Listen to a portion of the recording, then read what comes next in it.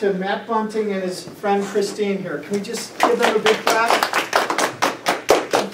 They're the special guests we were talking about the last couple of weeks. And from here, I'm going to let them take it away. Maybe you can tell us a little bit about your background, how you got into this, and then maybe do a demonstration. That would be great. You can do whatever you like. Okay, Sure. Matt? Yeah. Okay. Well, yeah, I've really been interested in robots ever since I can remember, ever since I was your age, really. And I would start building things with like Legos, just like I see what you have. I started doing that before. I do Legos too. You do Legos too? That's great. That's a great start. I like Legos. I even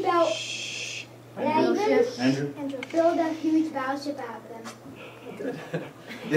Yeah. So I would try to build like a lot of like little robot vehicles, and we have like little cameras. I attach them onto little rovers, and I drive them around my house.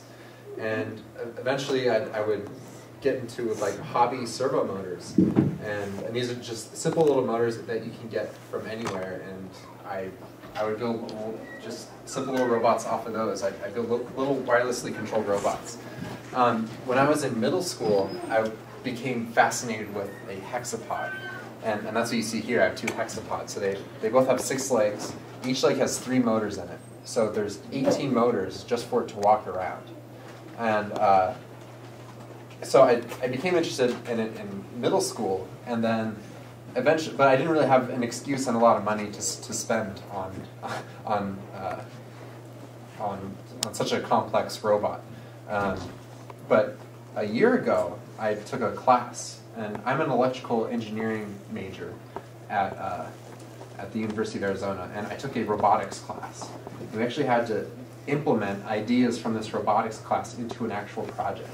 And the class dealt with cognition, which is the way that we sort of think and the way that we work. So you have to think, how do I think about something? How do I accomplish this goal, like even simple goals from getting, like, for example, point A to point B? How do I work, and how can I implement that into a robot? So one of the ideas I was interested in was learning. And now we can learn how to play like all these different sports, and we can learn how to like play like different video games and whatnot.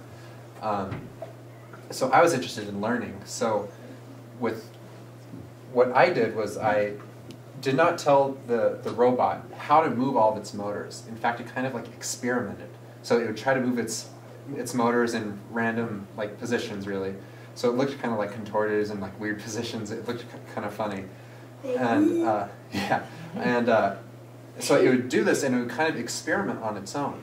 And it would use a camera to sort of sense how well it was moving based on these different positions. And eventually, it went from not being able to move at all, and it went to being able to walk. So, so I did that a year ago for that class, and it was very successful. And I decided to have fun with it, and I redesigned it. So the hexapod at that time did not look like these at all. In fact, it was much uglier. But with these, I actually designed all these legs in a program called SolidWorks. And with SolidWorks, you can design these 3D parts. So I could design like a chair like this. And in the laboratory that I work at, we can make these parts out of plastic using something called a 3D printer. And what it does is it makes, if you imagine if you like printed a sheet of paper and you cut something out, and then you print another sheet of paper and you cut something out of that, and you glue them on top of each other. And then you keep doing that over and over. You build up all these little layers, and eventually you have this 3D part. And that's how these are built. So it extrudes a little bit of plastic, one little layer, and then it keeps building up these layers. So that's how I was able to make these like really funky looking shapes. I can see like lines. I can see like lines. Yeah, yeah. Those are the different lines for the different layers. So I can go ahead and get one of these powered up. Yeah.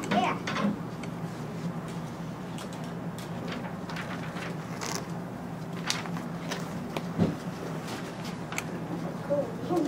That looks like a video game thingy. Yeah, this is actually for a PlayStation 3. So you Cool. can use this for so this is just a standard video game controller, and this actually has something called accelerometers. So it actually measures its position, And it actually mimics that position. It sort of mimics that position on the body. So if you notice, if I tilt the controller, see how the body tilts as well? I can tilt it from side to side as well. Move it in all kind of Do you use circles. the analog sticks to make it walk? Yeah, so this stick over here, if I push it forward, it'll start walking forward. And then I can make it walk to the side as well. And then the other stick over here turns it right and left. So the way this is working, so this isn't actually learning right now. If it was learning, it would not be able to move as smoothly as it does, as you can see. This is using a technique called inverse kinematics. So the idea is, like, for example, if this controller is on the ground, like this, and I wanted to reach and grab it, I would have to set certain angles for all the joints in my arm in order to get it there. So I need to have, like, this, my elbow pretty straight, and then I need to, like, bend my body.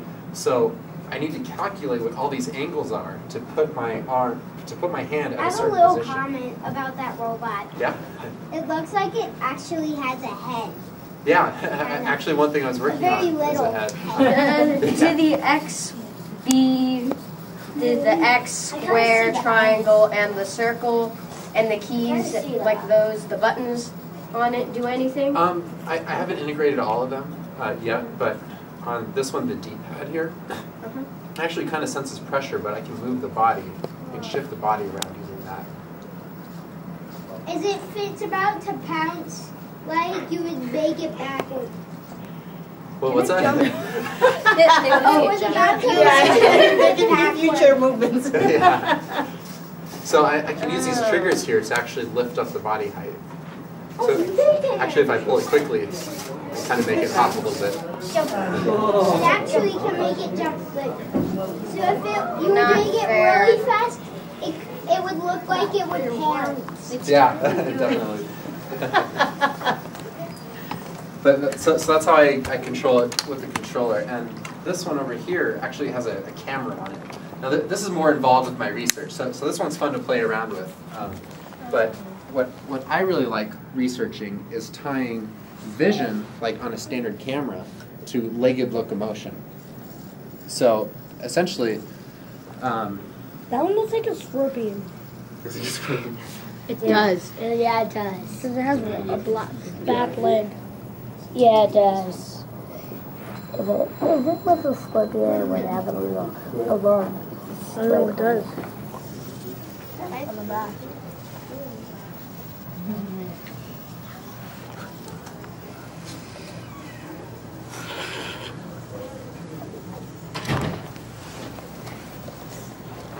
A battery.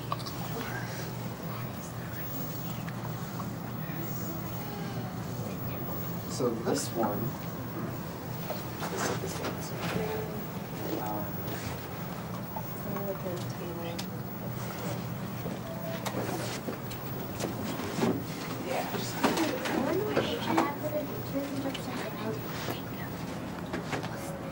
How much does it weigh, Kristen? I'd mean, say is about 10 to 15 pounds. No. I bet I My could cat carry weighs that much. I can carry Good it. question. Once I carried a 10-pound capability. I've been working on this for about a year now. It's looking around. But on this specific one, I've been working on it since last summer. Oh. So is it coming to life right now? Yeah, so this one is actually looking for faces. So you have to get kind of close, but you also have to keep your head kind of straight. But if I put my face here, it'll kind of follow my face around. I would look for faces. Because I programmed it to look for faces. Like that coach kid. That's funny. It's looking at our dad. You have a question? Do you know what happens if you turn the control upside down? Go ahead. I'm scared too. I don't know what happens. You said racing. Are you making it break dance?